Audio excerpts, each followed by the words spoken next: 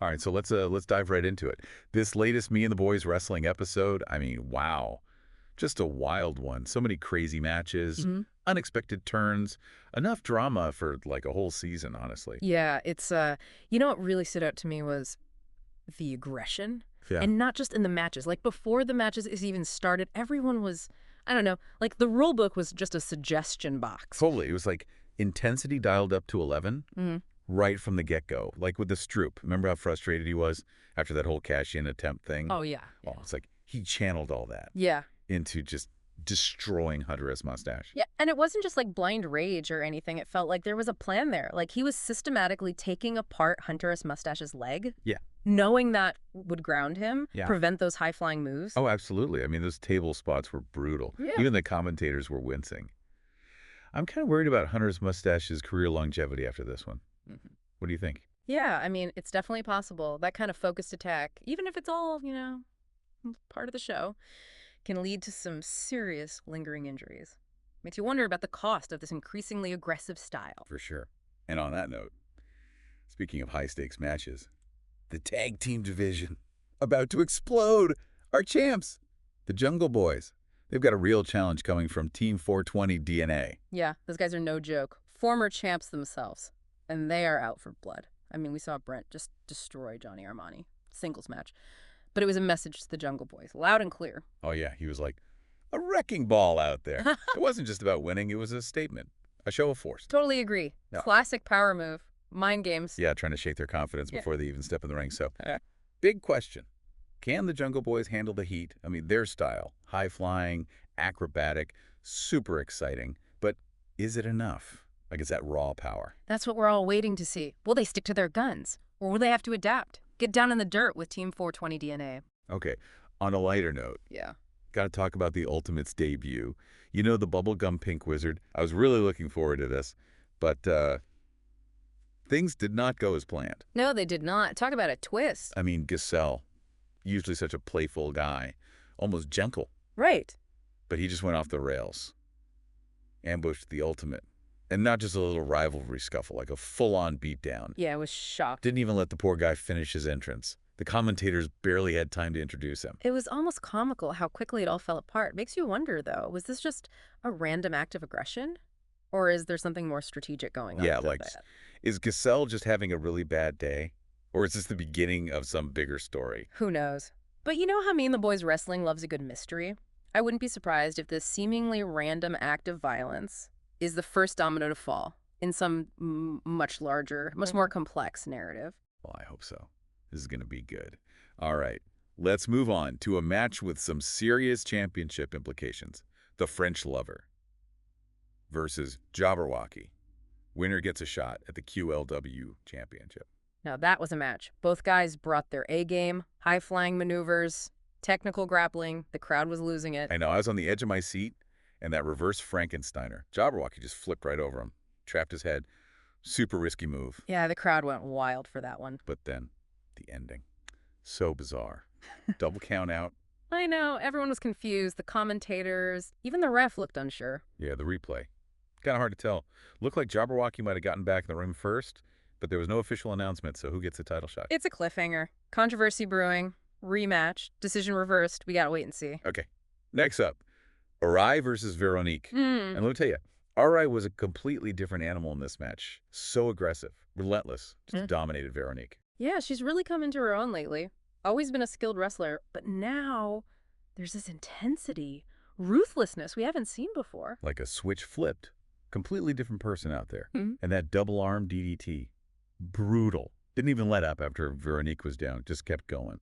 That's making me think about DMP and his whole mentorship program. Yeah, me too. Yeah. I mean, this newfound aggression, it definitely aligns with what we've seen from other wrestlers who've trained under DMP. It's like he's instilled this philosophy, win at all costs. And it's starting to reshape the whole landscape of Me and the Boys Wrestling. It's definitely making things more unpredictable. Mhm. But I gotta say, I'm a little concerned about this whole trend towards aggression. Is it really good for the sport long term? I don't know. $1 million question, right? Natural evolution or a dangerous descent into chaos. Only time will tell. But one thing's for sure, it's definitely making for some must-see TV. Yeah, it's wild, isn't it? This whole aggression thing. It's like Blurring the lines, what's acceptable, what's not. Exhilarating, but also kind of unsettling. Yeah, totally. Yeah. Pushing boundaries, testing limits, and the fans are loving it. Absolutely. And it's not just about brute force either. There's strategy involved. Like, Yeah. RI, her win against Veronique, it was a statement. Right. It wasn't just about winning that match. It was about sending a message to the whole division. Exactly. Like, I'm here, and I'm not afraid to fight for what I want. I love it. DMP's philosophy. She's taken it and run with it. I like that. You gotta wonder, is she going too far? Could this backfire on her? It's possible. There's a fine line Yeah. between strategic aggression and just being reckless. She Right. needs to be careful not to alienate the fans. Yeah, the fans. They're a Yep. huge part of this. The cheers, the boos, they fuel the energy of the matches. Yeah. And they're definitely responding to this new level of intensity. Oh, absolutely. They want drama, excitement, Yeah. unpredictability. And The- that's exactly what me and the Boys Wrestling is delivering right now. Speaking of unpredictable, what about Hulk Steve? One minute he's brawling with Rude Boy backstage, the next he's gone. Poof, Yeah. vanished. I know. Biggest mystery of the episode. No explanation, no farewell, no social media posts, nothing. Like he disappeared into thin air. It's causing a frenzy online. Some fans think he's just taking a break. Others think he's gone for good. Some even think it's all part of some elaborate storyline. Yeah, I'm leaning towards the storyline theory. Hulk Steve's a fan favorite. And me and the Boys Wrestling. They love their long-term storytelling. I hope you're right. I'd hate to see him go. Me too. But hey, Hmm. even if it's real, it just adds to the intrigue. Absolutely. Okay, let's talk about something a little more positive. Mishi.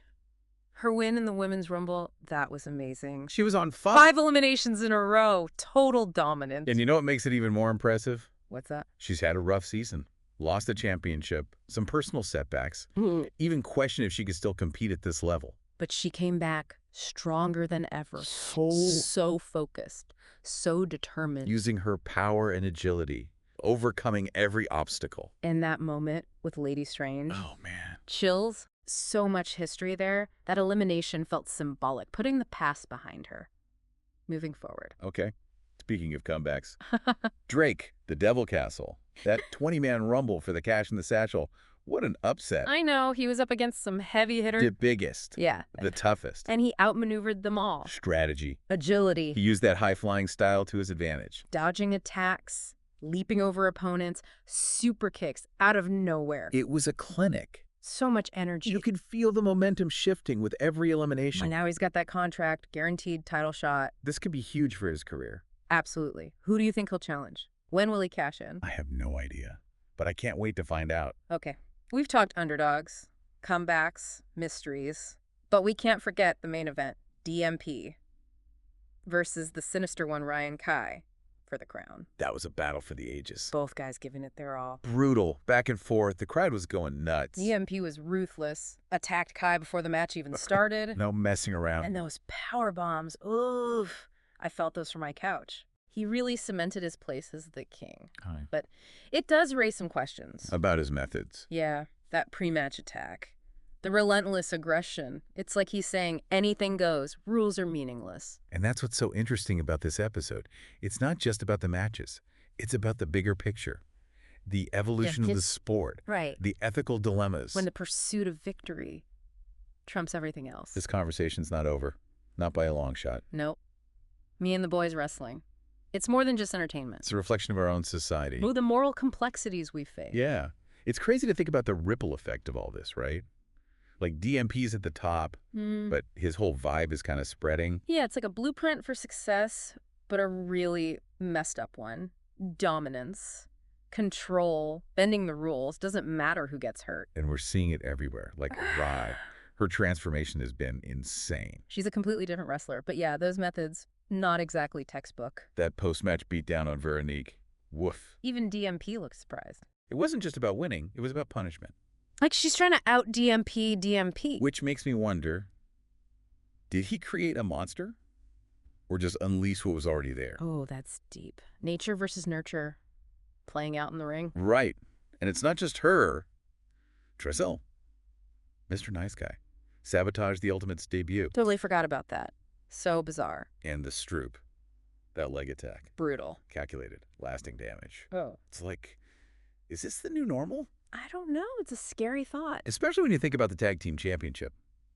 the Jungle Boys versus Team 420 DNA. Ooh, yeah. That's going to be a clash of titans. Jungle Boys. High energy, teamwork, showmanship. And then you've got Team 420 DNA, power, intimidation. Classic battle. Speed versus strength, finesse versus brutality. The future of the tag team division hangs in the balance. Do you think the Jungle Boys can adapt? Can they keep their style and still win in this new environment? They're going to have to find a way to counter that power without losing what makes them special. This episode has really made me think. Me and the Boys Wrestling is evolving. It's not just about the stories. It's about the sport itself changing. There's a whole new era. And it's happening so fast. DMP's influence, these hungry new wrestlers, the fans wanting more and more. And then you've got these curveballs, like Hulk Steve disappearing. Don't even get me started on that. What's the deal? Gone for good.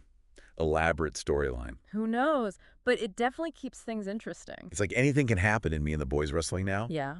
Reality and fiction, all mixed up. And the only guarantee is chaos. Well said. So I guess the takeaway here, Yeah. Me and the Boys Wrestling is a force of nature. Unstoppable. Larger-than-life personalities, intense rivalries, twists and turns you never see coming. And it's only getting crazier. So buckle up, folks. The ride's not over yet. Not even close. That's it for this deep dive. See you next time.